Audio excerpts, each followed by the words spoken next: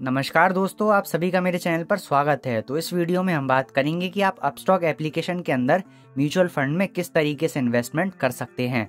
तो मेरी आपसे निवेदन रहेगी कि आप इस वीडियो को पूरा जरूर देखें, क्योंकि इस वीडियो में आपको फुल प्रोसेस बताने वाला हूँ म्यूचुअल फंड में इन्वेस्टमेंट करने की। तो आप यहाँ पर देख सकते हैं, हमने यहाँ पर अपस्टॉक एप्लीकेशन को ओपन करके रखा हुआ है।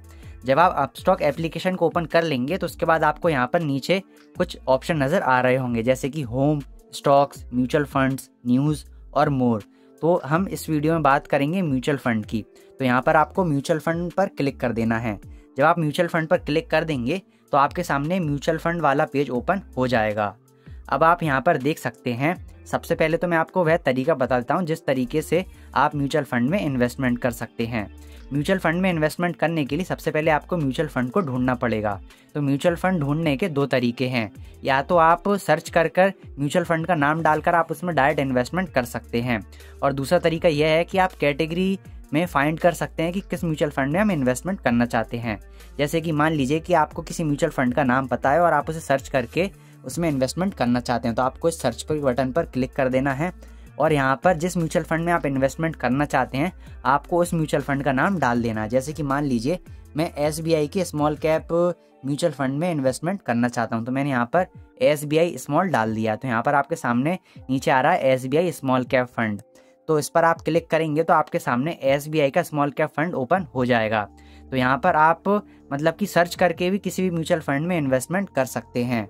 आप चाहें तो SBI की जगह यहाँ पर किसी दूसरे म्यूचुअल फंड का नाम डाल सकते हैं। जैसे कि मैं यहाँ पर डाल देता हूँ HDFC, यानी कि मैं HDFC के म्यूचुअल फंड में इन्वेस्टमेंट करना चाहता हूँ। यानी कि मैं HDFC के लिक्विड फंड पर यहाँ पर क्लिक कर देता हूँ। तो यहाँ पर मैं इस पर क्लिक कर दूंगा तो मेरे सामने HDFC का लिक्विड फंड ओपन हो जाएगा। तो यहाँ पर मैं इसे ओपन करके इसका जो रिटर्न वगैरह है उसे चेक करके इसमें इन्वेस्टमेंट कर सकता हूँ। अब हम बात करते हैं कि आप कैटेगरी की मदद से किस तरीके से फाइंड कर सकते हैं किसी भी म्यूचुअल फंड को। तो यहाँ पर मैं बैक आ जाता हूँ और यहाँ पर हम म्यूचुअल फंड के होम पेज पर आ गए हैं।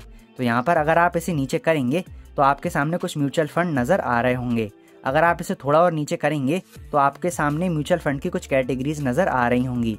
अगर हम यहाँ पर व्यू ऑल फंड कैटेगरीज पर क्लिक करते हैं तो यहाँ पर हमारे सामने म्यूचुअल फंड की सारी कैटेगरी ओपन हो जाएंगी। जैसे कि आप लार्ज कैप वाले म्यूचुअल फंड में इन्वेस्टमेंट करना चाहते हैं, मिड कैप वाले में करना चाहते हैं, या फिर स्मॉल कैप में करना चाहते हैं। आप जिस भी कैटेगरी के म्यूचुअल फंड में इन्वेस्टमेंट करना चाहते हैं आप उस कैटेगरी के म्यूचुअल फंड पर मतलब इन्वेस्टमेंट कर सकते हैं। जैसे कि मान लीजिए मैं लार्ज कैप पर क्लिक करता हूँ तो यहाँ पर मेरे सामने वह म्यूचुअल फंड आ जाएंगे जो कि लार्ज कैप की कैटेगरी में आते हैं। तो यहाँ पर आप कैटेगरी की मदद से भी म्यूचुअल फंड में इन्वेस्टमेंट कर सकते हैं।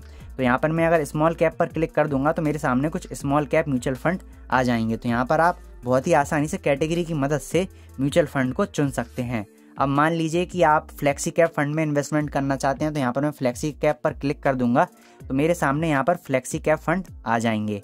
तो इस तरीके से आप कैटेगरी की मदद से यहाँ पर किसी म्यूचुअल फंड में इन्वेस्टमेंट कर सकते हैं। अब मैं आपको एक लार्ज कैप वाला म्यूचुअल फंड ओपन करके उसमें समझाता हूँ कि आप किस तरीके से इन्वेस्टमेंट कर सकते हैं। तो यहाँ पर मैंने लार्ज कैप वाला म्यूचुअल फंड ओपन करके रख लिया है। तो यहाँ पर मैं ऐसा करता हूँ कि ये कोटक ब्लू चिप फंड को ओपन कर लेता हूँ। यहाँ पर मैं कोटक ब्लू चिप फंड के अंदर इन्वेस्टमेंट करके बताऊंगा कि आप किस तरीके से म्यूचुअल फंड में इन्वेस्टमेंट कर सकते हैं। तो यहाँ पर हमने Kotak blue chip mutual fund को ओपन कर लिया है। तो इसके जब हम नीचे करेंगे तो यहाँ पर आपको कुछ रिटर्न्स नज़र आ रहे होंगे कि पिछले 5 साल में इसने कितना रिटर्न दिया है और पिछले 3 साल में इसने कितना रिटर्न दिया है। तो यहाँ पर आप देख सकते हैं पिछले 3 साल का डाटा। अब अगर आप पिछले 1 साल का देखना चाहते हैं तो आपको 1 साल पर क्लिक कर देना है। तो आप ऐसे पिछले 1 साल का, 3 साल का और 5 साल का डाटा देख सकते हैं। अगर आप किसी म्यूचुअल फंड में इन्वेस्टमेंट करने वाले हैं तो आपको सबसे पहले रिसर्च कर लेना है उस म्यूचुअल फंड की कि वो आने वाले समय में अच्छा रिटर्न दे सकता है कि नहीं दे सकता है, तभी आपको किसी म्यूचुअल फंड में इन्वेस्टमेंट करना है। अब आप अगर इसे नीचे करेंगे तो आपको और भी इंफॉर्मेशन इस म्यूचुअल फंड की मिल जाएगी। जैसे कि आप कोटक के ब्लू चिप फंड में मिनिमम कितने रुपये की SIP कर सकते हैं, तो आप इसमें कम से कम 100 रुपये की SIP कर सकते हैं। इस म्यूचुअल फंड की शुरुआत 1 जनवरी 2023 को हुई थी और इसका जो NAV प्राइस है वो 563 रुपये है। जो इसका एक्सपेंस रेशियो है वो 0.59% है। तो यहाँ पर आपको म्यूचुअल फंड की लगभग सभी जानकारी यहाँ पर देखने को मिल जाएगी। अब मान लीजिए कि आपने बिल्कुल फाइनल कर लिया है कि आपको कोटक के ब्लू चिप फंड में इन्वेस्टमेंट करना है अपस्टॉक एप्लीकेशन के अंदर। तो आप यहाँ पर देख सकते हैं कोटक का ब्लू चिप फंड यहाँ पर हमने ओपन करके रखा हुआ है और यहाँ पर सबसे नीचे आपको 2 ऑप्शन नज़र आ रहे होंगे, वन टाइम और SIP। अगर आप इस म्यूचुअल फंड में SIP करना चाहते हैं तो आपको SIP पर क्लिक करना है। अगर आप वन टाइम इन्वेस्टमेंट करना चाहते हैं तो आप वन टाइम पर क्लिक कर सकते हैं। तो यहाँ पर सबसे पहले मैं SIP पर क्लिक करके आपको समझा देता हूँ कि आप किस तरीके से SIP कर सकते हैं। तो जितने रुपए की भी आप SIP करना चाहते हैं उतने रुपए को आपको यहाँ पर डाल देना है। जैसे कि मान लीजिए कि इस म्यूचुअल फंड में मैं 100 रुपये की SIP करना चाहता हूँ, तो यहाँ पर मैंने 100 रुपये डाल दिया है। 100 रुपये डालने के बाद आपको यहाँ पर कुछ नीचे जानकारी नज़र आ रही होगी कि जो आपकी SIP है वो कितनी तारीख को आपके अकाउंट से कट जाया करेगी और जो आपकी फर्स्ट इंस्टॉलमेंट है वो कब होगी। तो आज के दिन आपकी जो फर्स्ट SIP है वो हो जाएगी और अगली SIP आपको किस तारीख को होगी वो यहाँ पर आपको शो हो रहा होगा। अब जैसा कि आप देख सकते हैं हर महीने की 13 तारीख को आपकी जो SIP की पेमेंट है वो कट जाया करेगी। अगर आप चेंज करना चाहते हैं तो आप इस पर क्लिक कर सकते हैं और यहाँ से चेंज कर सकते हैं। मान लीजिए मैं चाहता हूँ कि जो मेरी SIP है वो हर महीने की 5 तारीख को कट जाया करे, तो यहाँ पर मैं 5 पर टिक कर दूंगा और कन्फर्म डेट पर क्लिक कर दूंगा। तो यहाँ पर कन्फर्म डेट पर मैंने क्लिक कर दिया तो यहाँ पर देख सकते हैं मंथली ऑन 5th, यानी कि हर महीने की 5 तारीख को हमारी SIP कट जाया करेगी। फिर आपको कुछ नहीं करना है, आपको अमाउंट डाल देना है और SIP की डेट डाल देना है। फिर उसके बाद आपको यहाँ नीचे कंटिन्यू का बटन दिख रहा होगा, आपको इस पर क्लिक कर देना है। जब आप इस पर क्लिक करेंगे तो यहाँ पर आपको कुछ ऐसा नज़र आ रहा होगा, कन्फर्म परचेज, यानी कि जो आप मतलब ये इन्वेस्टमेंट करना चाहते हैं इसको आपको कंफर्म करना है। तो आप यहाँ पर देख सकते हैं आप यहाँ पर किस तरीके से पेमेंट कर सकते हैं, पहले मैं आपको वो बता देता हूँ।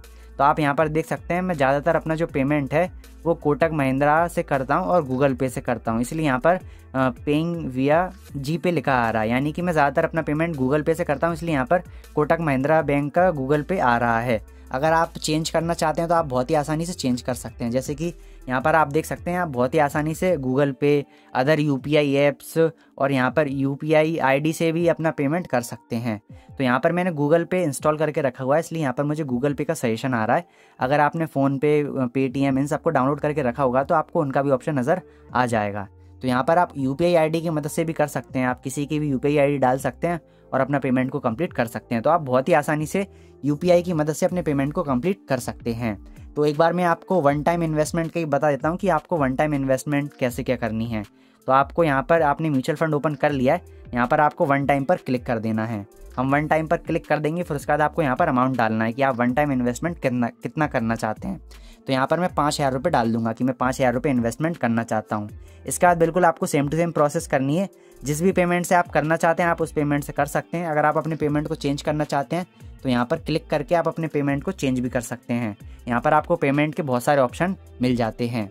अब मान लीजिए कि आपने पेमेंट सेलेक्ट कर लिया है, पेमेंट सेलेक्ट करने के बाद आपको कंटिन्यू टू पे पर क्लिक कर देना है। जब आप कंटिन्यू टू पे पर क्लिक कर देंगे तो जिस भी मेथड से आप पेमेंट करना चाहते हैं उस मेथड के पेज पर आपको यह जो एप्लीकेशन है वो ले जाएगी। यानी कि मान लीजिए आप फ़ोनपे से अपना पेमेंट करना चाहते हैं तो जो अपस्टॉक एप्लीकेशन है आपको डायरेक्ट फ़ोनपे के पेज पर ले जाएगा और वहाँ पर आपको अपना पिन डाल देना। पिन डालने के बाद जो आपका पेमेंट है वो कंप्लीट हो जाएगा और जो आपकी इन्वेस्टमेंट है वो भी यहाँ पर कंप्लीट हो जाएगी।